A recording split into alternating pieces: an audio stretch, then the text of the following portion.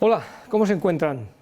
Bienvenidos a otro programa de Con las botas puestas. Hoy les recomendamos que cojan un tipo de botas especial. Si puede ser una bota de paracaidista y si puede ser también una bota para que aguantar el agua, la humedad.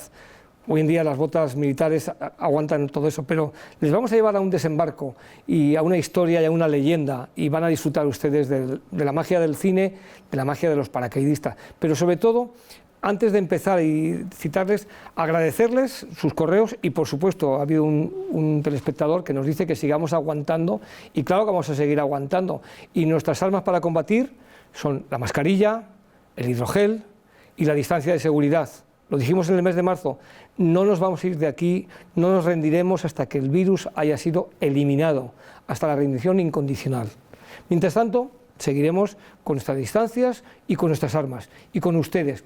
Hoy les traemos una verdadera joya de programa, con dos tertulianos de auténtico postín, y la película no le va a la zaga. Pero antes de eso, ¿ustedes conocen la palabra conjunto? Seguramente que sí. Y también la palabra combinado. Cuando una operación se llama conjunta, significa que están formando parte o actuando o desarrollando la operación unidades de varios ejércitos, del ejército de tierra, de la Armada o del ejército de aire, pero de un mismo país. Luego, si yo hablo de una operación conjunta, me estoy refiriendo a que hay varios ejércitos de un mismo país que están haciendo esa operación. Si la operación es combinada, ahí están ya entrando o formando parte de esa operación ejércitos de varios países, con lo cual, si una operación es conjunta y combinada, están actuando ejércitos de tierra, armada y ejército aéreo de varios países. Y eso emplea o nos hace ver que hay una gran complejidad. ¿Cómo nos podemos poner de acuerdo para hacer una operación entre varios ejércitos del mundo que hablan diferentes lenguas? De ahí nuestro tema de hoy, conjunto y combinado, el segundo frente. ¿Y por qué decimos esto del segundo frente? Porque vamos a irnos a la Segunda Guerra Mundial, que es la guerra que quizás más se ha llevado al cine, pero sobre todo porque hubo una operación que todos ustedes conocen, porque la propaganda, la difusión nos la ha hecho ver, que es el desembarco en Normandía, o el famoso Día D. ¿Por qué es tan famoso el desembarco en Normandía? ¿Por qué se hablaba del segundo frente?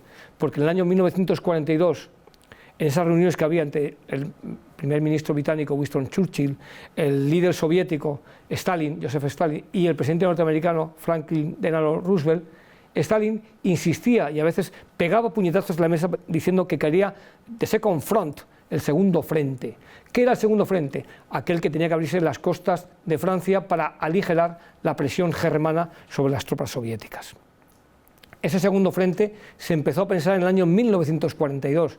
Los Estados Mayores empezaron a elaborar una amplísima operación, que era una operación conjunta y combinada, que la desarrollarían tropas norteamericanas, británicas, canadienses, franceses, polacas, es decir, de muchos países. ¿Y por qué el segundo frente era tan importante? Porque, aparte de aligerar la presión, permitiría empezar a pensar en el final de la guerra. Esos Estados Mayores trabajaban desde el año 1942 para, al mando de un general como Eisenhower, que luego hablaremos de él, tratar de esto. Y llegó ese desembarco en 1944. ¿Por qué son importantes las unidades paracaidistas? Hoy lo vamos a ver. ¿Por qué es tan importante la logística? Hoy lo vamos a ver. Y sobre todo, ¿por qué fue tan importante este desembarco en Normandía? Hoy lo vamos a ver. Para ello nos acompañan, están con nosotros dos paracaidistas españoles, porque no hay que traer paracaidistas extranjeros, los hay en España y muy buenos. Está con nosotros César Muro Benayas, pertenece a la promoción 29 de la Academia General Militar, donde estudió sus estudios la carrera superior militar. Ya dijimos en un programa aquí con el general Sanz Roldán y con el empresario Juan Ignacio de Mesa que los militares y los empresarios, nadie se retira, nadie se jubila, no hay militares retirados. Eso es un compromiso para toda tu vida. El general César Muro Benayas es general del Ejército de Tierra, ha estado más de 45 años en unidades operativas, entre ellos la Brigada Paracaidista Española, y también ha sido el director de la Academia de Infantería y además ha sido el director de la Unidad Militar de Emergencias. En la actualidad realiza tareas de investigación y de poner en alza algo tan importante como son los tercios españoles. No sé si mi general, ya sabes que por imperativo del guión nos llamamos por nuestros nombres, pero me he dejado alguna cosa, pero si te he presentado mal o... No, ni mucho menos, lo has hecho fenomenal. Muchas gracias, mi general. Es un verdadero experto y nos va a ilustrar. También está con nosotros don Maximino Robles Díez. Bienvenido, Maximino. Muchas gracias. También es general del Ejército de Tierra ha estado en la unidad, es de la promoción 34 de la Academia General Militar, ha servido más de 40 años en unidades de las Fuerzas Armadas, ha estado también en unidades paracaidistas, como he dicho antes, ha sido, entre otras cosas, director del mando de personal del Ejército de Tierra y director del mando logístico del Ejército de Tierra. Es algo tan importante como la logística. En la actualidad está en la Asociación de Empresas que velan por el apoyo a las Fuerzas Armadas, pero sobre todo en algo muy importante, el apoyo a lo más importante y lo más básico, si me permiten, al soldado. Está en AESMIDE, que es una empresa, una constitución de empresas para ayudar a esa colocación de nuestros hombres y mujeres al cumplir los 45, los 50 o a partir de... No sé si te he presentado, mi general, Massimino. Bien. Pues estamos con dos auténticos expertos que nos van a ilustrar. Como uno es más, los dos son paracaidistas, los dos son expertos, están preparadísimos, han mandado grandes unidades, saben lo que es la presión del mando, en la unidad militar de emergencias, en la división de personal, la logística. Pues le vamos a hacer una pregunta que ellos, por aquí no hay ningún guión, no saben ni se esperan. A César, ¿para ti la logística es tan importante como las personas, como hablamos de que aquí Maximino, o la logística es un medio para llegar a las personas? Es tan esencial como la primera línea. Has hecho referencia a los tercios que está especializado. Mira, los grandes jefes de los tercios, y te voy a citar a dos, Juan de Austria y Alejandro Farnesio, lo primero que hacían antes de entrar en combate era preocuparse de la logística, Lo primero. de que no le faltase la comida. Decían que la guerra de las tripas, ¿no? El que al soldado nunca le faltase la alimentación. Entonces, lo primero que planeaban era que hubiese un apoyo logístico suficiente a las tropas que iban a combatir. Estos eran los grandes jefes del siglo XVI. Eso no ha cambiado, sino que al revés, se ha ido potenciando.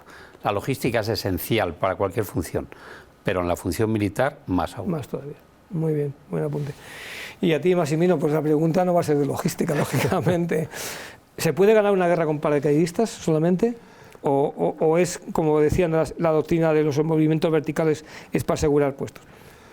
Hombre, yo creo que con paracaidistas solamente no, pero no cabe duda de que un ejército que tenga una capacidad paracaidista, que quiere decir que tiene unidades capaces de llegar al combate por ese medio, que es el paracaídas, pues representa siempre una ventaja con respecto a otro que no lo tenga o a una operación en concreto, ¿no? Y aquí no es que fueran decisivos, porque todo el mundo participó, los que se ven y los que no se ven, pero no cabe duda que los paracaidistas posibilitaron el que la acción principal, podemos decir, el desembarco y terminara no fracasase. Terminase en éxito. Pues me parece muy buena sinopsis. Entonces, pues con esto vamos a ver una película, con estos dos primeros apuntes sobre este tema conjunto y combinado, la importancia de los paracaidistas, la importancia de la logística, la importancia de un desembarco que puede ser algo victorioso o puede ser un desastre. En cuestión en pequeños factores se puede lidiar, y quizás esa fuerza de los paracaidistas permitió que se mantuviesen esas cabezas por detrás de las cabezas de playa y precisamente que se pudiesen consolidar esas playas. Vamos a ver la película El día más largo, del año 1962, rodada en blanco y negro, y que en el año 1962 significó pues un auténtico boom para rememorar sobre el libro de Cornelius Ryan, El día más largo, para indicar que el día no pasaba, no avanzaba el día, de la preocupación que había. Hubo playas, luego hablaremos de esas playas, de los nombres, en fin, de lo que salga aquí en la conversación, pero hubo playas que avanzaron muy bien y en la playa de al lado estaban siendo triturados, es decir, había si me permiten, todas las operaciones militares conjuntas y combinadas se estudian, se analizan, se estudian todos los factores, pero llega un momento que cuando empiezan a sonar los cañones, las bombas, hay un momento en el que hay unos ciertos cambios de ejes de progresión, y ahí está la capacidad militar para adaptarse. Sin más, con estos dos tertulianos de auténtico lustre y con una película que les va a encantar, agárrense bien las botas, prepárense a desembarcar o a saltar o lo que les toque, como si son logísticos o como si están poniendo un puente. Les invitamos a que vean El día más largo.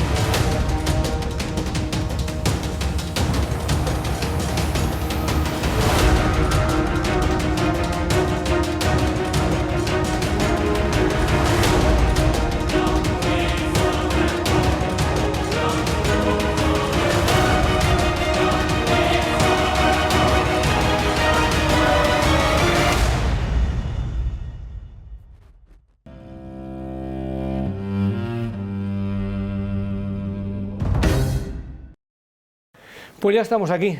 Han visto que al final ha sido un desembarco. Hemos visto muchos protagonistas, muchos actores y bueno. César, ¿qué tal la película? La película es deslumbrante, desde un punto de vista militar es deslumbrante. Entre otras cosas, a mí me gusta porque toca desde el soldado al general, ¿no? Entonces va haciendo capas de los distintos niveles de mando y te vas haciendo una idea de lo que fue aquel desembarco. Y para ti, Massimino, ¿cómo has contemplado? Porque aunque la hemos visto antes, pero verla de nuevo y verla aquí, ¿cómo...?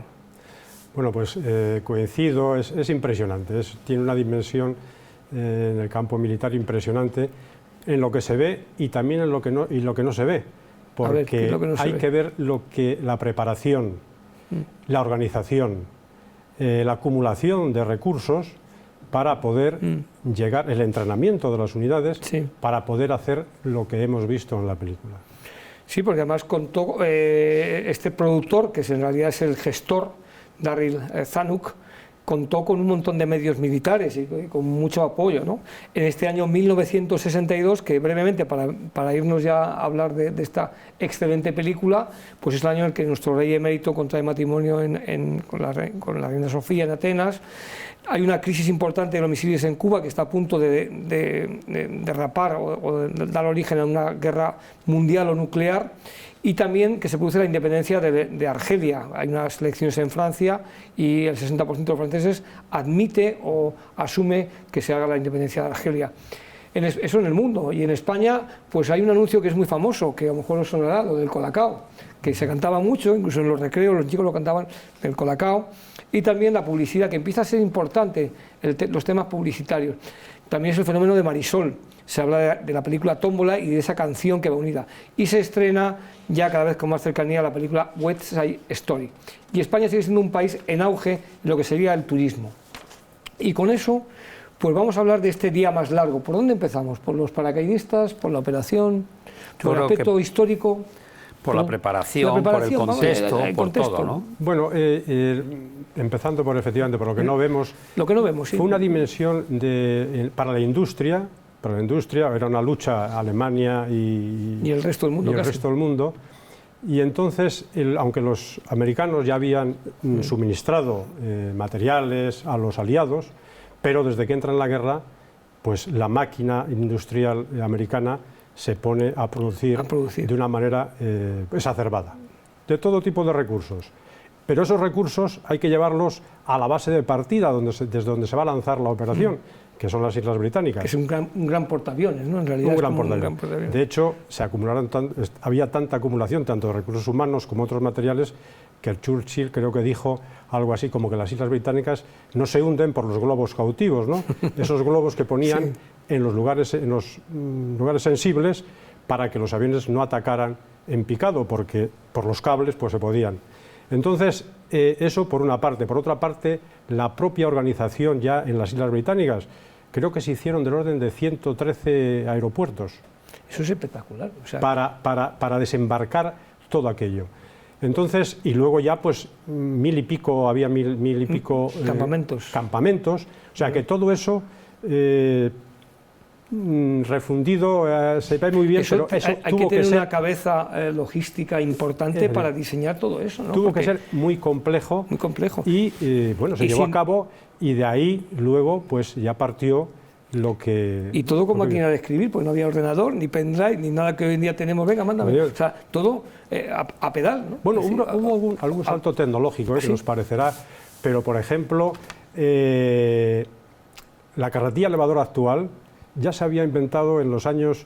La carretilla elevadora. La carretilla elevadora, pero claro, tenía una forma y una capacidad que no... Bueno, pues el movimiento de tantos materiales y recursos supuso pues que esa carretilla se modernizase, no digo que sea como la actual, pero había necesidad. Enorme, efectivamente. Los contenedores. Los puertos prefabricados, también se fabricaban puertos que... Bueno, eso, pero los contenedores y el palé. El palé adquirió ahí un protagonismo impresionante, ya sabía, pero bueno, que quiero decir que lo que podía ser un lujo antes, ahí se convirtió en necesidad, ¿no?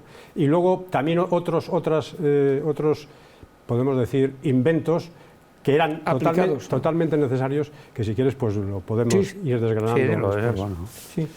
Y la parte... Eso de los puertos sí. es un detalle muy importante, que se hicieron 2 puertos artificiales que llevaron allí con hormigón.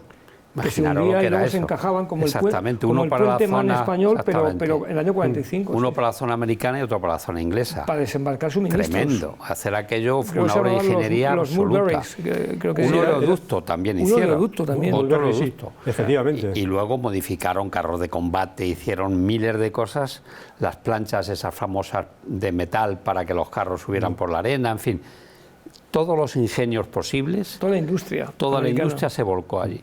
Hay un principio de la guerra que es la economía de medios. Aquí no hubo economía de medios. Como él ha dicho, todo el poder industrial y económico americano se volcó en aquello y 3 millones de personas llegaron a desembarcar. 3 millones. 3 millones sucesivamente. Yo creo que fue un ambiente muy propicio para todos los emprendedores y todos los innovadores, porque ahí cada uno que tenía una idea y se le hacía caso, o sea que no, hombre, lógicamente si aquello iba a producir un beneficio, ¿no?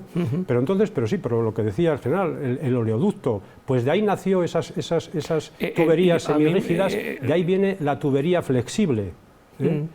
Y hacer un puerto, 2 puertos prefabricados que los montas como un verdadero Lego. Eso es que tenían una longitud de 6 kilómetros, Fíjate, o sea, que es que no era un puerto... que eran unos rompeolas tremendos, que luego dentro había una plataforma donde lógicamente se desembarcaba los materiales y luego un puente flotante que llegaba hasta la playa, ¿no? Creo que hay una concepción geoestratégica de toda esta operación, ¿no? Y mucho cerebro gris. Y mucho cerebro gris. No solo en la logística. Sabes que simultáneamente a este esfuerzo logístico... El esfuerzo de combate. Hubo otro, que, aparte del de combate, preparando todo. Vamos a hablar de preparar aquello. La preparación, sí. Era lo que llamaron la operación Bodyguards, guardaespaldas. La operación Bodyguard era la sede de todos los emprendedores. Ahí es donde aparecen los ingenieros de telecomunicaciones que descubren la famosa clave de la máquina de cifrar alemana Enigma, que la descubren en marzo de cara a tal. Es donde aparecen todas las ideas de estos emprendedores con lanchas que llevaban globos simulando que eran transatlánticos para hacerlo, el invento de tirar láminas para cegar los radares, en fin, toda la maniobra de distracción, eso de que hemos visto en la película, que tiran un muñeco. Los muñecos que han tirado. Exactamente, tal. Sí. Todo lo que era el ingenio de las personas, había una libertad de pensamiento y de aceptar cualquier propuesta para preparar y hacer un simulacro y una preparación de lo que iba a ser esto. Es lo que dice Maximino, que eso es lo que no se ve en la película. Por ejemplo, hicieron un ejército entero de carros de combate de cartón. El de Patton, que decía, el de Patton. Para hacerles ver que creían, para que tal, que estaba enfrente de Calais, para que pensaran que por allí iban a desembarcar seguro. Que en una película sale, en el ojo de la aguja, quiero recordar, que aparece que descubre el espía y dice, esto es de cartón todo. Y todas las comunicaciones falsas, crearon miles de puestos de comunicaciones, mandándose comunicaciones falsas, diciendo cosas, etcétera, que le llegaron a volver absolutamente locos, ¿no? Bueno, o sea, fue tremendo. Sí, ¿no? Efectivamente. Y también que lo hemos visto, el carro, el Sherman... El carro americano, el carro de combate, que navegaba. O sea, que era una necesidad el que esos primeros infantes que tocaban la playa tuvieran un algo de apoyo de fuegos. Los bombarderos y la aviación parece que no pegó bien en el blanco de esas casamatas que tenían los alemanes, ¿no? Entonces era necesario que tuviesen... Estaba fortificado también. Sí, mucho. O sea, Rommel, que aparece en la película, que había sido un gran militar... El muro atlántico. El muro atlántico había pedido fortificar eso. O sea que... Entonces hubo un inteligente, parece ser que fue un comandante, que le puso una pantalla alrededor al carro, tenía como 36 tubos que con un sistema de aire comprimido se llenaban y eso permitía que el carro flotara con unas hélices detrás y llegó a la playa. Muchos no llegaron, pero bueno, llegaron los que tenían que llegar porque el éxito se consumó, ¿no? Y ya de que hablar de eso también, hicieron adaptaciones de carro de combate a los zapadores. A los zapadores, a los el carro levantaminas, sí, los que tiraban pértigas. Todo tipo de ingenio lo fueron adaptando a los vehículos acorazados para facilitar lo que les iba a faltar a esos soldados en la playa, porque evidentemente, como bien ha explicado Massimino, era muy difícil la precisión exacta sobre los búnker y las casamatas. Digitalizado, no existía la digitalización, ¿no? En los preparativos hay que hablar de un desembarco previo que es en el año 42, ¿no? El de Dieppe, que lo hacen canadienses, que es un desastre, pero es una manera de probar, ¿no? También estaría eso en la preparación, ese desembarco para sacar las lecciones aprendidas. Y Alhucemas. Y bueno, Alhucemas es el que pide Eisenhower, el primero que pide información sobre ese Alhucemas, que es un desembarco hispano-francés, conjunto combinado, más hispano que francés. Más hispano que francés, bastante más hispano que francés. Pero obviamente es un primer desembarco que lo estudia Eisenhower y que ya se producen algunos errores que también se cometen en el desembarco. A ver, pues porque vamos a hablar de esos errores. En la playa del Morro, por ejemplo, de Alhucemas... Playa del Morro. Sí, teníamos que el Morro era un saliente, ¿no? Teníamos que desembarcar, digamos, por la zona oriental y las mareas, etcétera, nos llevaron a la occidental. Eso ocurrió también en varias playas, en Omaha, en Ward, etcétera, ¿no? Sí. O sea, que esas circunstancias también las valoraron, las tuvieron en cuenta.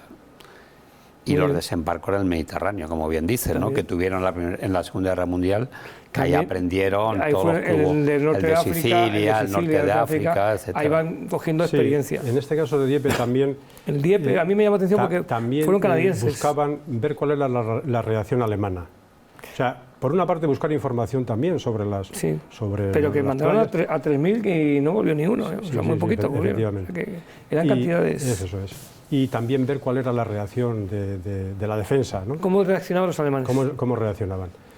No contaron, parece ser, con mucho apoyo de fuegos, y entonces, pues bueno, pues se vieron vendidos, y efectivamente, como dices, pues prácticamente... Es el año 42 el desembarco, ¿no? Es en el 42, sí. Y lo que transmiten a los Estados Mayores es que está muy fortificada la costa, es lo que se transmite. Hablando de la preparación, igual que habíamos hablado del tema de tierra, la parte naval y la parte aérea también hay que citar, es decir, mover tanta cantidad de gente requiere un montón de embarcaciones, no solamente... Eso era tremendamente complejo, ¿Y eso? El mover esos aviones de noche. Bueno, ahora hablaremos también de la preparación de la hora H, el día D y todo esto, pero obviamente que era a la vista, los aviones volaban a la vista. Entonces eso era tremendamente complejo, miles de aviones entrando. ¿Cómo lo detectaron los alemanes en Francia? Tanto movimiento? Impresionante. O funcionaron las medidas para engañar a los alemanes de tal manera cegaron que no todos los radares, los cegaron prácticamente. La resistencia y la no resistencia. No, y las láminas que tiraron, todo esto, hicieron una acción de distracción absoluta. Bueno, la más importante fue el día y la hora, obviamente, ¿no? Porque... No se lo esperaban. Claro, sabéis cómo... Ellos dominaban el Atlántico, el dominio naval era total. Y los alemanes recibieron información errónea de que venía un frente muy importante. De ahí viene de que Rommel se ausenta y se va a ver a Hitler y lo que sale aquí, ¿no? Que lleva un regalo a su mujer, los meteorólogos. Exactamente. Porque no dominaban el Atlántico, que era donde vienen, obviamente, Europa, los frentes, ¿no? Y ellos, los americanos, crearon ficticiamente que venía un frente muy fuerte que iba a durar 2 semanas, lo que dio lugar a que la gente se relajase, cogiese permisos, etcétera, ¿no? Y de hecho vino lluvias, pero luego se produjo esa ventana, un clarito, y ahí Eisenhower tomó la gran decisión, adelante, ¿no? Pero eso lo hicieron con, vamos, auténtico ingenio, el buscar el momento entre la pleamar y la bajamar, ¿no? Que buscaron que no llegasen los barcos cuando estaba la marea baja, sino en la mitad para que viesen los obstáculos y campos de minas que había en la costa, porque si hubieran llegado con la marea alta, con la pleamar, no hubieran visto esos obstáculos que hemos visto en la película, ni las minas, y hubieran caído allí las barcas, ¿no? Entonces, ¿a qué hora hay que llegar? Todo eso, el estudio exacto del día, que hubiese luna para que los aviones pudiesen verse entre ellos, etcétera, es muy complejo. Muy complejo, aunque es aquí una acción esta muy película compleja. es, como decíais, de matices, de contar desde el soldado hasta el general. Sí, sí, sí. Hay una serie, que yo creo que es una miniserie que se llama Ike, del actor Tom Selleck, que habla de Eisenhower, de lo que a él le pasa por la cabeza desde que le nombran comandante supremo, porque aquí también habría que hablar, si no da tiempo, del mando único, que es el mando de Eisenhower, y cómo él, cada vez que se reúne, tiene a varios generales, y tiene un capitán meteorólogo. Y dice, ¿qué tal? Dice, pues mañana lluvia. O sea, está la tremenda decisión que tiene ese hombre sobre su ser, aparte de las miles de vidas que se van a perder, porque él es consciente de las miles de vidas, ¿no? Es que la meteorología, nosotros, si te acuerdas, mi general, o sea, en los altos, pues era, lógicamente... Era básico. Claro, una cosa es saltar una unidad al límite de viento, pero otra cosa es saltar con un viento que sabes que ya no vas a reunir la unidad nunca, ¿no? Luego, ese detalle, los meteorólogos, y se le ve la tensión al capitán, ¿no? Creo que el staff. Sí, sí, es un staff. Para informar y dar una información, no tanto... No, es que le está dando una información, hombre, que tiene que tomar una decisión que va miles de vidas. Porque es fundamental, ¿no? Para el desarrollo de la operación. Y ese aspecto... Eso en cuanto a un poco a la preparación, ese adiestramiento de las unidades en los desembarcos de Dieppe, del norte de África, de Sicilia, de Anzio, creo que también ahí ya tomaron esa especie de baqueteo, de cultura del desembarco. Y la preparación de esas tropas, porque claro, esas tropas estaban en ese continente, en Inglaterra, pero hay que prepararlas, hay que adestrarlas, hay que darles de comer, y alguien tiene que tener una idea muy clara, y la seguridad que decías, ¿no? Y estuvieron un año entrenando, hicieron campos de maniobras, buscaron playas por Escocia para ensayar los desembarcos, en fin, zonas de lanzamiento paracaidista. Durante un año ese contingente estuvo exactamente ensayando lo que iban a hacer. Y sin decirlo... sin saber dónde iban a ser. Le dieron unos nombres convencionales diferentes, ¿no? Ellos sabían que tenían que ir a ese sitio, pero no sabían ni dónde estaba, ¿no? Es que en la película se ve, ¿no? Y la preparación física que tenían esas unidades, cuando se les ve desembarcar con todo el peso, con el agua... Con todo lo que llevan ahí. Cuando se ve a los que suben a la Point d'Hoc, para eliminar aquellas baterías que no estaban, pero que cuando se les ve correr, eso, si hubiesen estado sin moverse, no hubiese podido ser. O sea, que el adiestramiento fue brutal. Se le ve hasta el último día, el coronel Benjamin. No se ve ni un gordo, no se ve nadie gordo, O sea, están todos, y son actores, pero muchos son actores, no se ve a nadie, o sea, están todos, o sea, y hay un adiestramiento, dice César, de más de un año. Sí. Más de un año intensivo, además. Ni sábado ni domingo, porque es que... Y luego la necesidad de decir, ¿y si sale mal? Porque claro, si esto sale mal, pues no sabemos qué habría pasado en la Segunda Guerra Mundial, pero luego el segundo frente habría tardado en abrirse, o sea... Es que yo pienso que a diferencia de los dos bandos, la iniciativa la lleva el que ataca siempre. Siempre. Para empezar. Pero a diferencia, teníamos unos que estaban defendiendo, la defensa también desgasta. La defensa desgasta. Además lo dice el jefe del sector, ¿no? El mariscal Raster, dice, cuando llega allí fue Rommel. Rommel lo dice, cuando llega allí dice que los tiene que echar en la playa. Dice que quiero además, dice, ¿cuántos obstáculos o minas han? Pues 4 millones, dice, pues quiero que sean 6. Y le dice, yo creo que es el jefe del quinto, del 15 ejército, le dice, están agotados. Dice, están agotados, y además no podemos entrenar, porque la defensa también hay que entrenarse y hay que permanecer. Luego hay una diferencia. Y le dice, ¿qué prefieren, estar agotados o estar muertos? Le dice, sí, pues diciendo, como no hagáis esto no sale. Pero bueno, quiero decir las condiciones... tanto morales como de físicas. Quinto año de guerra para unos, como de tensión, están más frescos. Eso es. La causa de la libertad, que se vende muy bien. Luego está la calidad del soldado. Has hecho una referencia. Y en la película se ve que el soldado alemán, el que va en la mula, con la lechera, es un soldado mayor. Todos los soldados que estaban en la zona del sector del segundo frente, digamos que eran alemanes mayores, era una zona estabilizada, era gente ya de más edad, etcétera. Los otros, como bien dices, gente joven, Muy preparada, muy adiestrada, fuerte, sí. y venía muy mentalizada a ello, ¿no? Los otros, bueno, pues llevaban 5 o 6 años, sí, que algún día van a venir, etcétera, pero con un desgaste Es verdad, de no sí. hacer nada, Sí, ¿no? sí, se le ve más de el la mayor inacción, con ¿no? el perro por ahí jugando, el de la batería de artillería, ¿qué tal hoy? Porque Vengan, es un frente estable, ¿no? Estable, sí, Obviamente, no sí, tiene sí. nada que ver una circunstancia con la otra. Nosotros vienen con el cuchillo en la boca, ¿no? Ah, Hombre, solo hay que ver al general ya, el del sector, el mariscal, ¿no? Rasted. Von Oye, Rüsted. que Von tiene, Rasted. tiene 69 años. Sí, sí, ya. Ya se había O el que retirado está jugando a las cartas. y lo que- recupera Hitler, ¿no? Sí, Pues pero además está bien contado eso que dices y lo de cuando reciben la segunda parte del verso, dice, llenen mi corazón como en otro la languidez, dice, ha llegado, dice esto que dice, que van a atacar en 24 horas, dice, me ponga usted, están jugando a las cartas. que ya me lo sé esto. Y usted ya me lo se pone aquí, dice, ya soy muy viejo. O sea, sí que es verdad que está menos rejuvenecido ese ejército alemán. No es el del Ellos, su 39. esfuerzo era el primer frente, Rusia, Rusia.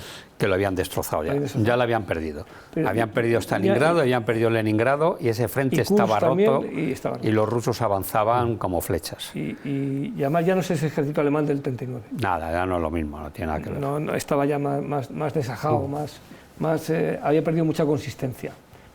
El casco alemán seguía imponiendo mucho respeto, pero no era lo mismo, pienso yo. Ese año 44 hay mucho chaval joven y Sí. mucha gente ya mayor también. Sí. ¿Qué podríamos decir vista lo que es la preparación o el planeamiento? La parte alemana podemos parte hablar, alemana. ¿no? Que tú lo has citado ya un poco. La parte Él alemana. quería defenderse.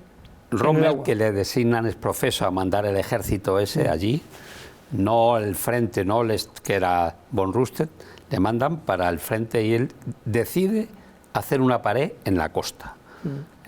El frente atlántico, el muro atlántico lo muro llaman. atlántico se llama. Lo llena de obstáculos, pone esos espárragos contra Sí. paracaidistas con alambre por todos lados, en fin, y quiere hacer un erizos, esfuerzo tremendo. Y ahí choca con los generales, con von Rüsted y con general Mark, que mandaba un ejército allí, etcétera, sobre el empleo de las reservas. Que aquí se Él habla. quería empeñar el máximo del ejército delante y los otros decían que lo contrario, que las reservas tienen que estar atrás, centralizadas y móviles para acudir donde fuera. Los dos tenían su razón, porque Sí. las dos formas de defender pueden ser correctas. En ese dimes y diretes llega a Hitler y Hitler decide, como Salomón, la tercera parte delante, 3 divisiones de la reserva las pone a disposición de Rommel, 3 se las deja al general Mark como reserva táctica y él se queda con 4, las Panzer, las gordas, las acorazadas. Y esa anécdota que viene en la película, que no despiertan a Hitler por Sí. miedo, Por miedo el a que que- está allí a en que el se mando de enfade. operaciones actual. Sí. Que, joder, cualquiera despierta, se ha Cualquiera tomado un despierta. somnífero y Sí, tal, sí. ¿no? El no mover esas unidades estratégicas oportunamente es lo que hace que tengan esa ventaja inicial en el desembarco, sin duda. Claro. Luego Si hubiesen esa- estado bajo el mando de si hubieran- Rommel, hubieran no tenido- habrían claro, desembarcado. claro. Yo creo que Rommel era, Sí. yo creo que Rommel era de los pocos, junto con el general Mark, Sí. de los que Tenían claro. pensaba en Normandía. en Normandía. Que Rommel quería que las divisiones, 2 divisiones Panzer, uno estuviera a cada lado de la bahía que separa las playas de Utah y de Omaha. Pero eso no fue así, ¿no? Si hubiese sido así, ¿tú decía, piensas que el desembarco habría Hombre, si se planta- fracasado? ¿Pensáis que habría fracasado Seguro. el desembarco? Hombre. O sea, que si a Rommel le hacen caso, esto no desembarca Hombre, yo creo que ni con los 3 millones. En esa zona no. No, en esa zona no. una de las fracasos Sí. de los alemanes es su obstinación por el paso de Calais. Exactamente. Es su obstinación. Es obstinación. Y es que no quieren pensar en otra cosa.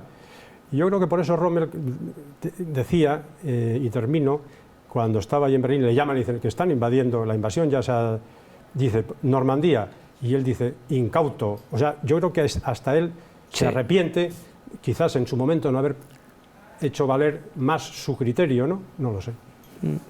Eso, Así es. eso no, Así si lo hubiese en su caso, a lo mejor no desembarca. No hubiera ocurrido. Mira, la proporción que calcula Eisenhower en el desembarco es 1 a 6. En la playa de Omaha creían que había un regimiento y es una mala evaluación porque no les espera un regimiento que son 1000 y pico hombres, 1000 y pico sino hombres. una división que son 10.000 hombres. En Omaha hay En 10.000 Omaha. alemanes. Hay 10.000 alemanes. Ellos allí desembarcan con 2 divisiones, la 1 y la 29, y la que es la de 29, Robert Mitchum. Que la de del Robert Mitchum Purito. sale con el puro. Pero claro, esa proporción le estaba dando, si hubiese un regimiento, 1:6. Claro, Si en vez de un regimiento hay una división, es 1:2. claro. Entonces 1:2 les costó muchísimo conseguir a base de tal. Si encima, como dice Massimino, hubiera habido allí una división Panzer, era imposible. No sale ni uno. No hubieran desembarcado en la vida. En la vida. En ninguna de las 2 playas americanas hubieran desembarcado. Y esa decisión fue esencial. Fue esencial. Y luego duda. también la planificación, porque cuando se encuentran atascados, bueno, ahí hemos visto la secuencia de esos zapadores con las pértigas que van abriendo camino, que eso es real y efectivamente a los de ingenieros nos gusta mucho esa secuencia, lógicamente. Pero has hablado de las proporciones. En la serie esta que es Ike, hay uno que le hace el estudio de las tropas, y ya nos metemos en paracaidistas, si me parece bien, y le dice, el 70% de bajas, le dice inicialmente a Eisenhower, y se queda blanco, dice, ¿cómo? Sí, que de cada 10, 7 van a morir, de los paracaidistas que vamos a lanzar.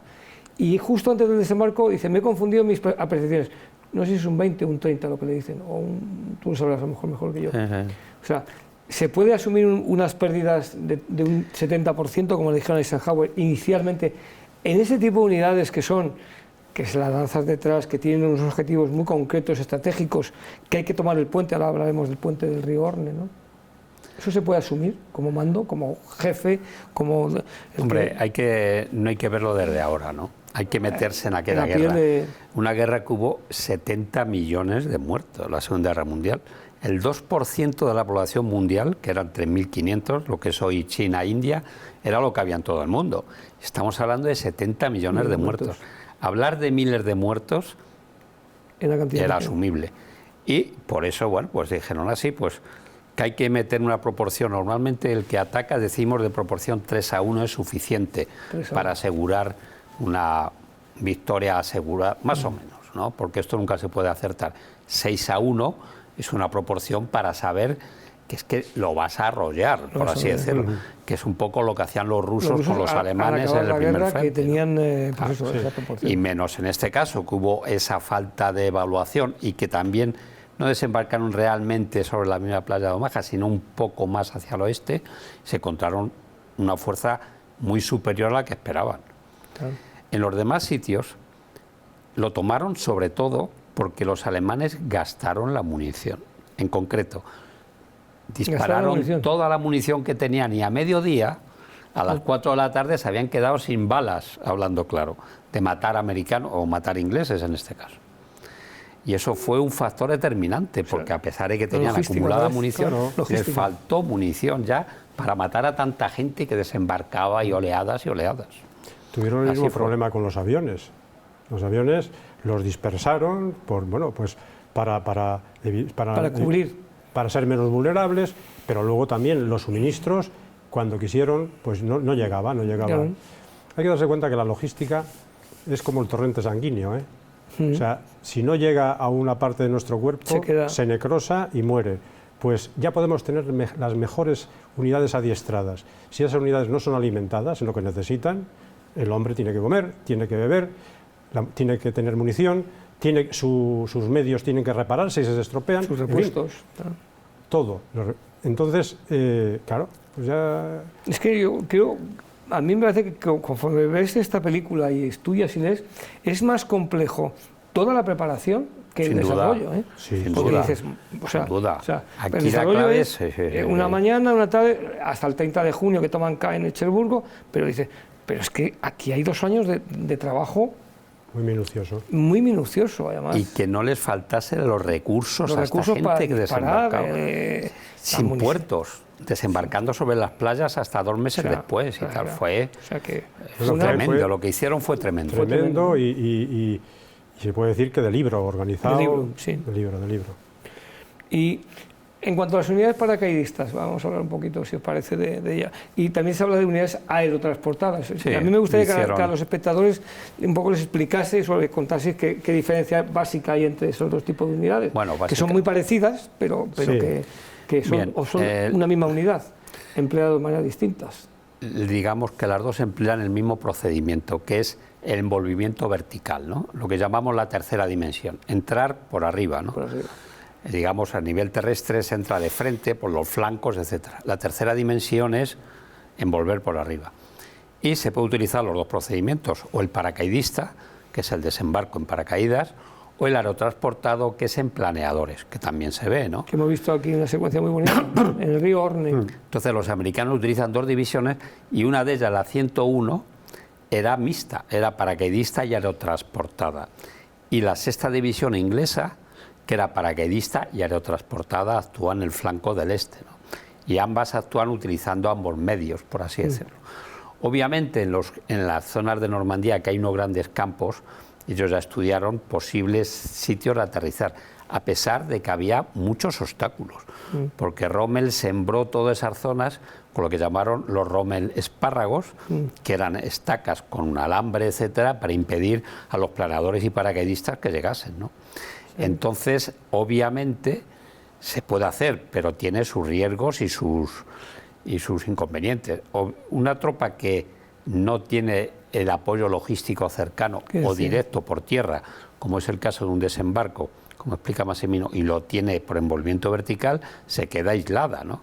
Entonces, todo lo que vaya a necesitar lo tiene que llevar encima, hasta que las tropas que van por tierra lleguen a contactar con ellos. Entonces, ahí hay un gran momento o una crítico, circunstancia de vacío logístico que hay que asumirlo. Es un tema que hay que asumir. Que esas unidades no pueden llevar todo lo que precisan porque tienen que aguantar con esa munición, con esos... Claro. Y eso se Así ve muy es. bien, ese comandante Howard, el del puente sobre el río Orne, el puente Pegasus, previamente. O sea que... Efectivamente. Y luego también pues hay que ver que el paracaidista pues no puede llevar tampoco una carga excesiva, ¿no?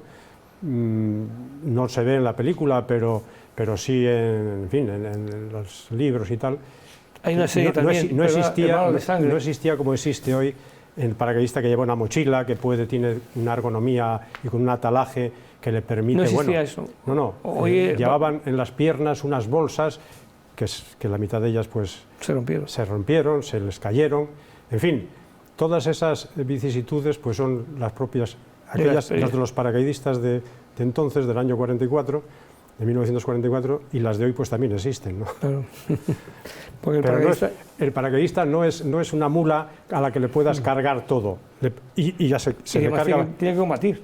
Efectivamente, porque entonces también... Su función no es estar ahí de guardia de tráfico, tiene que llegar, tomar tierra, combatir, y como dice, a mí me gusta mucho esa secuencia, la voy a decir después, que cuando dice, tomará usted el puente, que dice y John Howard, que era un comandante, dice que de sexta aeroportada británica, dice, y aguantará usted ahí, o sea, se lo está el tío machacando en la cabeza lo que tiene que hacer. 3 días aguantando. Eso para un paracaidista es la vida. No, quiero decir que esa misión es genuina. A mí me parece muy bonita. Tú estás allí hasta que te enlacen contigo. Esa es la de las prácticas, a mí la que me encanta, pero esa es que me encanta, además es que es la pura, yo creo que es paracaidista puro, puro. Y luego la imagen esa del aterrizaje en silencio, el planeador cuando lo sueltan y levantar los pies. Claro, es que parece que vas dentro, eso está muy bien. Cogerse uno al otro, no había cinturones de seguridad. No había cinturones ni nada, está muy bien hecho. Bueno, es que ahí verán los espectadores el libro, que no es el que le vamos a regalar, pero se recomendamos El puente Pegasus, que lo escribió Stephen Ambrose, que es el mismo escritor que escribió la serie Hermanos de Sangre, y entrevistó o hizo la reseña de esa operación, de esa toma del puente del río Orne del comandante John Howard, de cómo se prepararon meses y meses para tomar ese puente. Y aún así, pues un planeador salió mal, otro se estropeó, en fin, lo que pasa, lo que es la realidad, ¿no? Pero está muy hecho lo de las piernas, de levantar las piernas, y además no hay esto es muy tranquilo, y llegan a la 1 de la mañana. Estuvo 3 días, me parece, ¿no? 3 días aguantando allí, hombre, o sea que... Y luego creo que tiene un monumento ahí que lo sacaremos. Y se hizo muy amigo del que estaba en el bar de una de las esquinas del puente, y cada año John Howard iba allí a tomarse un tentempié. Sí. Yo lo conocía de hombre muy mayor y decía, no, yo es que mi misión era esa. Lo conocí porque en los fastos del 94, cuando se celebró los 50 años del desembarco, que yo sigo diciendo que hay esa pizca de suerte, no sé qué, Y luego, bueno, no hemos dicho los sectores de las playas, ¿o queréis comentar algo de las playas? O... Bueno, había 5 playas de desembarco, ¿no? Empezando por el oeste, por la izquierda, mirando el mapa, para que nuestros ahora ponemos un mapa para que espectadores lo vean. Sí. Y el sector oeste era americano, y con 2 playas de desembarco, Utah y Omaha. En medio había un estuario importante que, digamos, rompía la continuidad entre uno y otro. Sí. El siguiente, que eran otras 3, era bando británico, 2 playas también, que era la playa Gold y la playa War, espada y oro, ¿no?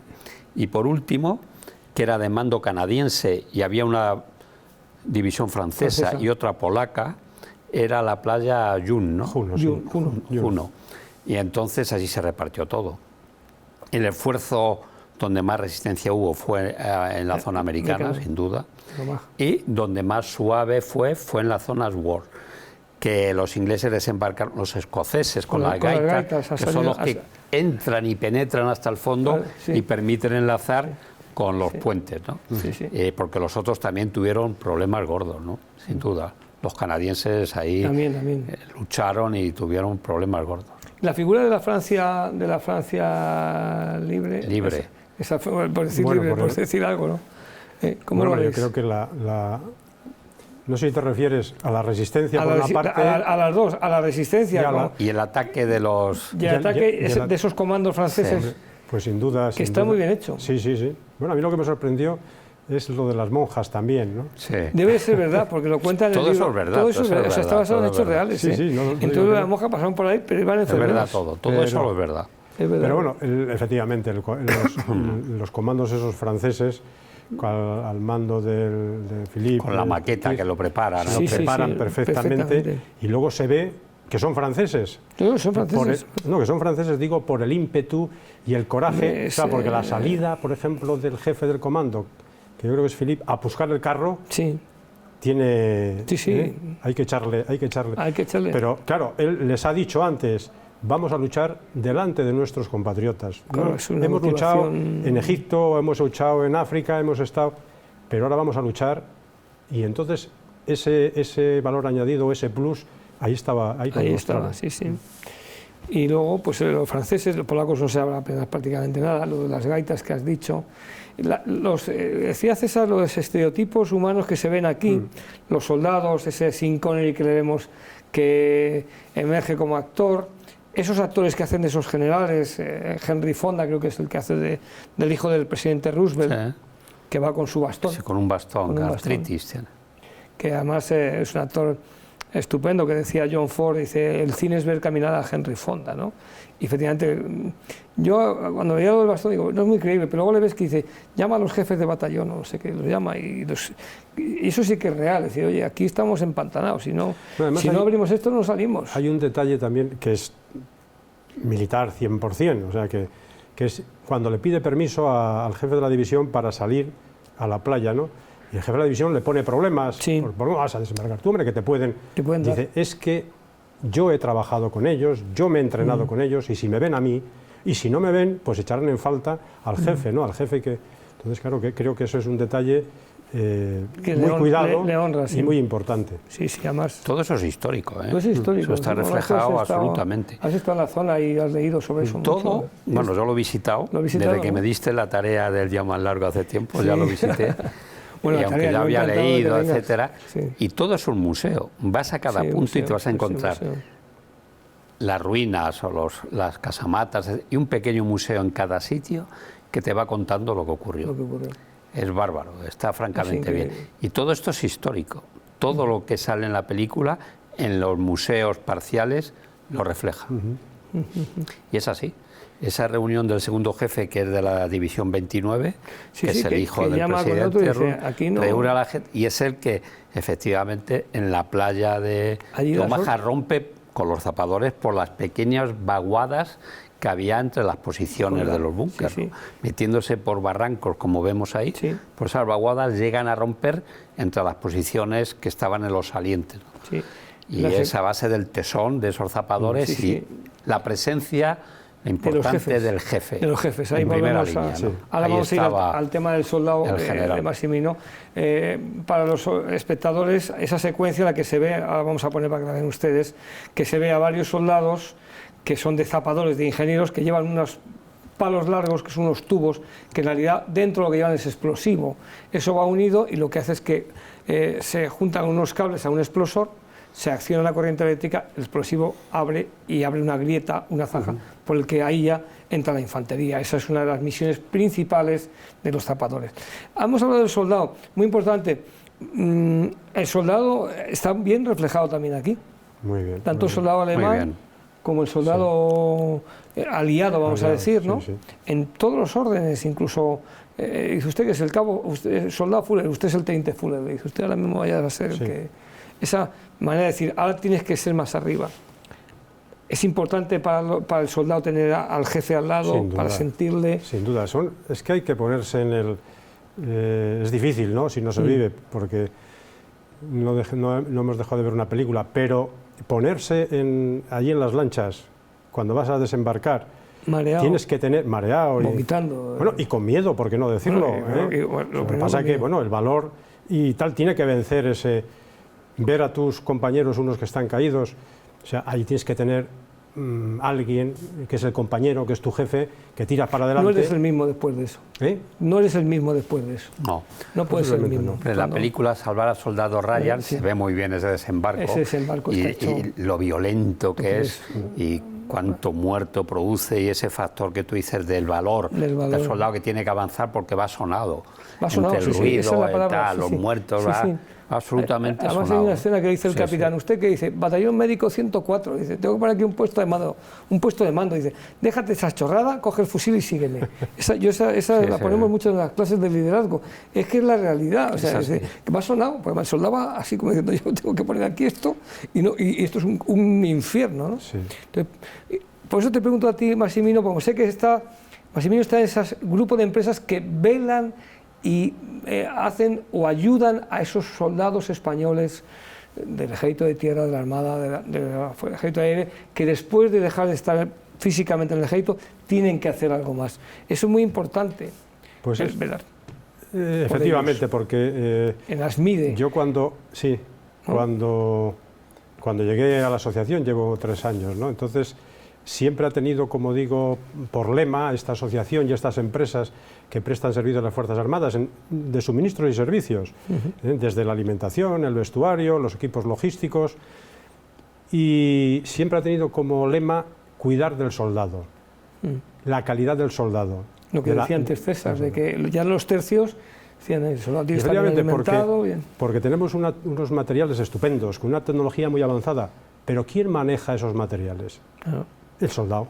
Si el soldado no está bien cuidado, en todos los aspectos, si no tiene un equipo adecuado, si no tiene una alimentación adecuada, si no tiene un alojamiento adecuado, etcétera, etcétera, pues es el mejor sistema de armas. Después manejará a los demás. Y el soldado, cuando se va a esos 45 años, vosotros en la asociación le ayudáis a encontrar ese no puesto de trabajo, porque en realidad es ese mundo en el que tiene que transitar. Bueno, nosotros colaboramos con el Ministerio de Defensa, la asociación, en el sentido de que, como conocemos y hay industrias en la asociación, pues que esas industrias tengan, contraten y tengan esa sensibilidad para saber que hay un personal que después de 20 años o 25 años en las Fuerzas Armadas, pues tiene, aparte de sus habilidades, tiene otras aptitudes que generalmente no son comunes, no son tan comunes como se quisiera, ¿no? Entonces, es un personal que, aunque tenga 45 años, pues puede ocupar puestos y una eficiencia grande. Y es una necesidad, porque el modelo de Fuerzas Armadas que tenemos, es capilar. La supervivencia del modelo es que esos soldados calen por necesidad, porque el ejército precisa gente con cierta juventud. Lo hemos visto en la película, el sargento que lleva con la mula la leche, tiene que es un actor, frente al soldado Sean Connery que está desembarcando. Hace falta gente muy joven en los ejércitos. Claro, entonces es crucial que se sea sensible la sociedad, las empresas, a que estos soldados tienen que tener una continuidad laboral y es preciso facilitarles ese esa continuidad después, en la ¿no? vida civil, en el día después. Muy bien, pues aquí todo lo que sea apoyar a ASMIDE, a las empresas españolas que velan por nuestros hombres y mujeres, que se han dejado la piel, no nos olvidemos, se lo están dejando las pestañas en la UME actualmente, se la están dejando en la Operación Balmis, se la dejan en medios y países lejanísimos, todo lo que hagamos por ellos es poco. Eso es el sentir de todo este programa, ¿no?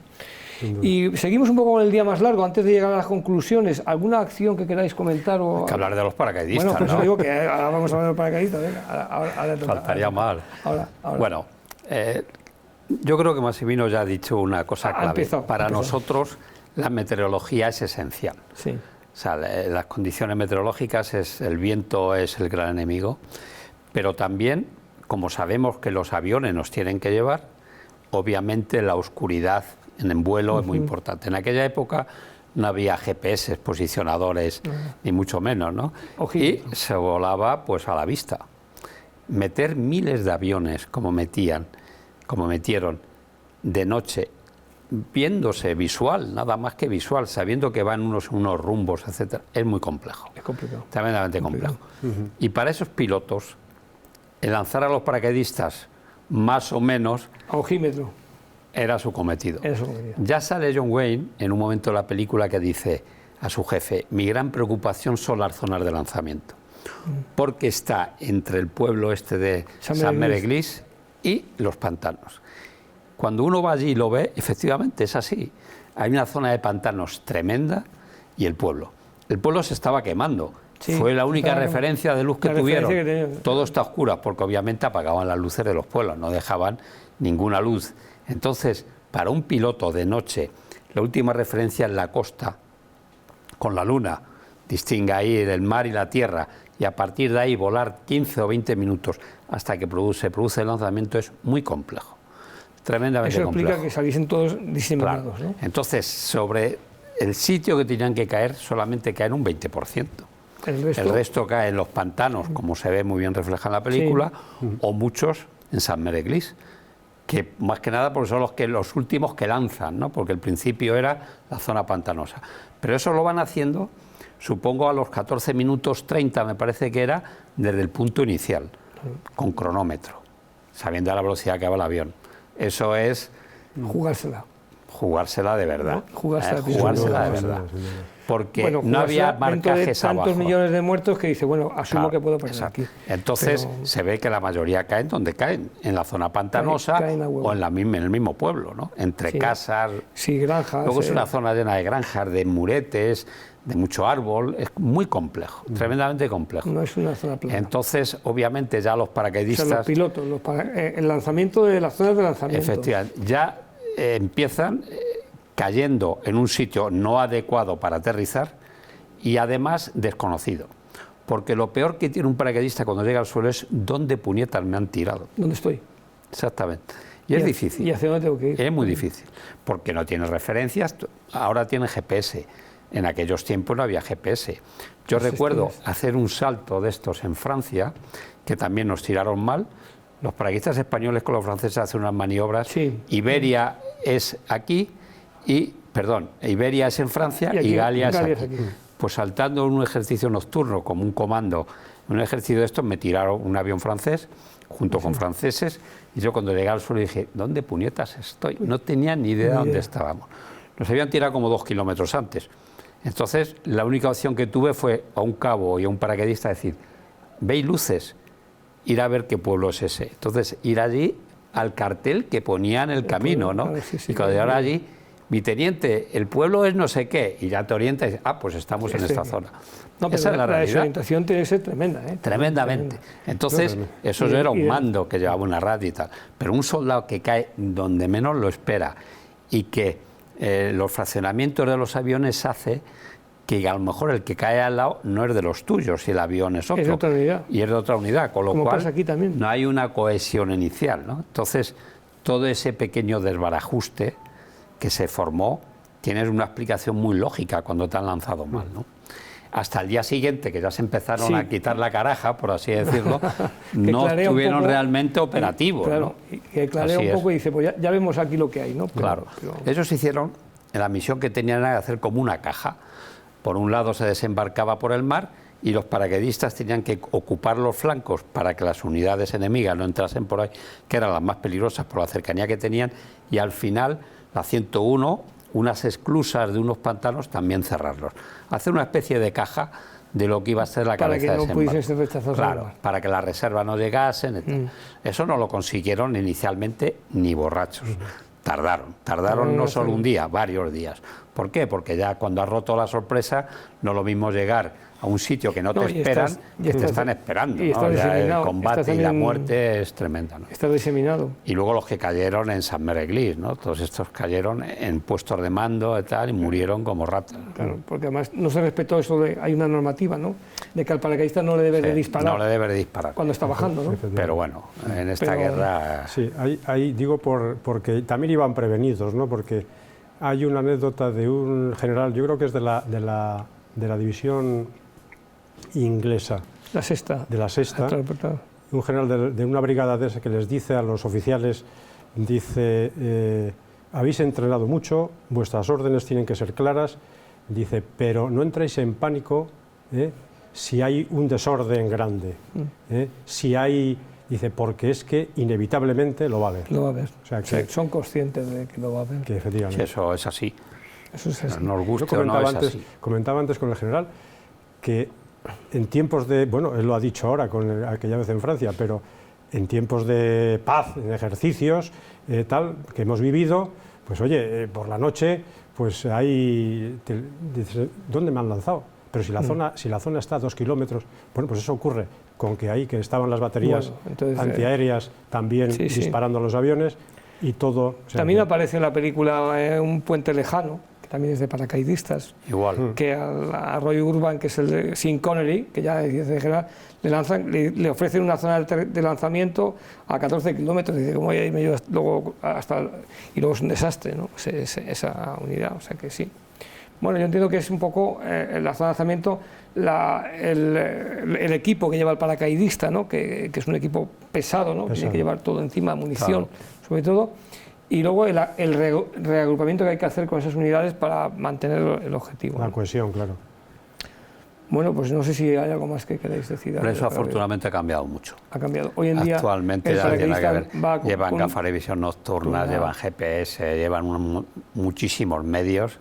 Pero la misión es la misma. La misión es la misma. Y el sufrimiento igual. Y la intranquilidad esa que dice el oficial inglés es la misma. Todo eso es igual. No me han tirado... La culpa tiene el piloto, ¿no? Siempre, ¿no? Siempre el piloto es el que se equivoca, claro. La culpa, ¿no? El que no está presente, ¿no? Pero bueno, realmente es así, ¿no? O sea que en aquellos tiempos entendemos que lanzar de noche sin ninguna referencia de luz, como la tenemos nosotros cuando saltamos en los ejercicios, no tiene nada que ver, ¿no? No tiene nada que ver. Pues yo os pediría a Maximino y César y Maximino, que vamos a hacer un pequeño resumen, si os parece, o vuestra mejor secuencia y la mejor, o la conclusión que queráis decir de esta película. Se podría hablar horas, porque tenemos que seguir hablando de los paracaidistas y emitiremos más películas. Está ya probablemente para los próximos meses Un puente lejano, que espero que podáis venir, pero sobre todo, ¿qué conclusión y qué secuencia, o secuencias destacarías tú? Bueno, secuencias hay muchas, ¿no? Hay paracaidistas, no sé, pues el ver a las unidades ya en los aviones a la hora de saltar, pues eso te recuerda, o nos recuerda muchos momentos, ¿no? Que es un momento muy especial donde las miradas porque no se puede hablar, aunque el ruido, ¿no? El coronel, pero bueno, no se puede hablar por el ruido, efectivamente, ya está la puerta abierta, hay un viento que se oye impresionante, pero las miradas de los componentes de la unidad, yo para mí, yo lo he sentido y siempre que he hablado del salto y de la unidad, lo he dicho, la comunión, yo no sé si estarás de acuerdo, mi general, conmigo, la comunión entre los hombres de la unidad, ¿no? Esa es que no se dice nada, pero se dice todo. Con la mirada. Sí. Y bueno, y la secuencia principal, yo para mí es ese enjambre de hombres, de soldados de la primera oleada, entre todos esos obstáculos, yendo a por el objetivo, para mí eso es conmovedor. Y la conclusión, pues que aunque hubiese muerte, hubiese miedo, el valor superó eso y que, bueno, que a pesar de todo, todo es posible, no se veía posible, pues es posible. Sí, porque, ¿no? fue una tarea titánica. Pues eso es aplicable, yo creo, extrapolable a cualquier también a cualquier ámbito. Con perseverancia, tenacidad y valor se llega al objetivo. Pues estoy de acuerdo contigo, Maximino. Muy buena reseña. Y César, yo sé que tú te has quedado con ganas de decir muchas más cosas, porque te sabes de esto. Bueno, el tiempo es el tiempo. El tiempo es el tiempo. Para mí hay dos escenas que son un contraste. Es un contraste. Una es la del valor. Los Rangers subiendo por el pico de Hawk, que es una de las escenas me parece tremendas. Brutal. Subir con cuerdas y escalas, suben arriba y ya no hay cañones. Y mueren como chinches allí, no deja de ser una posición. Eso era el pico de Hawk, está entre las dos playas. Y van los Rangers, como sabéis, es una infantería muy especializada, el sitio más difícil. Con las escalas, las cuerdas, porque saben que ahí hay unos cañones que van a impedir el desembarco. Entonces, después de jugarse la vida, morir muchísimos, llegan arriba y no hay cañones. Sí, hay soldados que lo están defendiendo, pero no hay cañones. Entonces es el esfuerzo tremendo sabiendo que iban a hacer. Para mí es la escena del valor, ¿no? Sabiéndolo. Y la otra escena es el contraste, que es ese sargento que el de la lechera por la mañana, un día plácido por la mañana al amanecer, y de repente se desencadena el infierno mundial. Empieza la preparación artillera que duró 3/4 de hora tirando bombas allí, miles y miles de cañones disparando. Y la bola por ahí corriendo, el infierno, en un minuto, plácido día del amanecer con la lechera y tal, a convertirse en el infierno. Es muy gracioso el apelativo que le da el de allí de la casa, el lugareño, el café leche. El café leche. Es así, ¿no? O sea, a mí esas dos escenas me marcan. Un segundo cambia todo. Es un segundo, cambia todo. El infierno total, ¿no? Y la conclusión. Bueno, la conclusión, quizás como militar, ¿no? Los militares odiamos la guerra. Y cuando ves esto, la odiamos. La odiamos más. La guerra no la dirigimos nosotros ni la hacemos nosotros. No es por nada, pero la hace el mando político, que es el responsable. Nosotros, nuestra misión es ganar la guerra. Y lo antes posible. Lo antes posible y con el mínimo de bajas. Y mínimo de bajas, sí, totalmente de acuerdo. Había que ganar esta guerra, se hizo un esfuerzo tremendo, murieron muchos chicos, mucha gente joven, que es una pena, aquella carnicería que fue la Segunda Guerra Mundial, pero los militares teníamos que ganar la guerra, ¿no?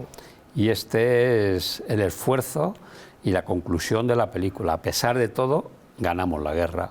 Sí, una película que, bueno, no hemos dicho la cantidad de actores que tiene, porque es que los títulos de crédito lo han visto, pero se ganó la guerra, como dice César, y se creó un ejército para esta producción, porque es una gran superproducción, ¿no?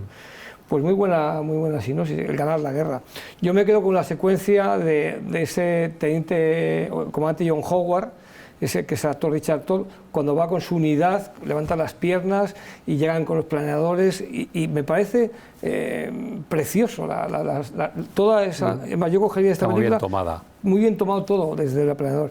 Y lógicamente, pues por ser de ingenieros, me vais a permitir lo de la práctica de los explosivos, porque es que eso, a todos los que somos de ingenieros, yo creo que a todos en general, es una acción muy heroica de ver el soldado ahí, que se juega la vida para poner el explosor y qué tal. Fantástico.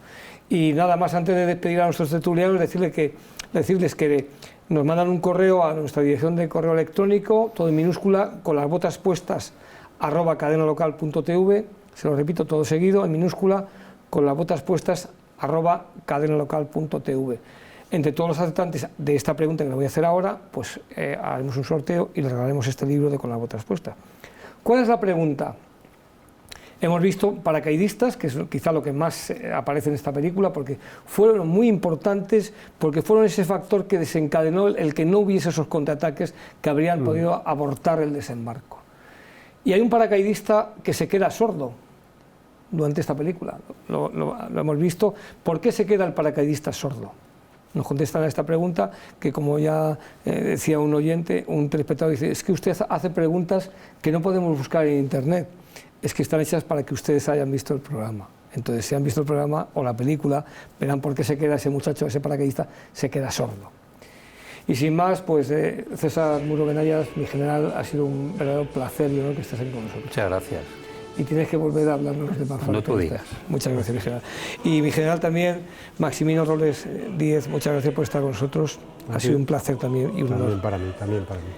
Y a todos ustedes, y que sepan que nuestros soldados a los 45 años siguen siendo soldados, el Ministerio de Defensa y el Ejército siguen velando por ello y estudiando, pues como organizando como ASMIDE, como otras empresas, para que estos chicos nunca se van del Ejército. Y les esperamos la semana que viene con las botas quizá más secas o menos tal, pero con las botas puestas.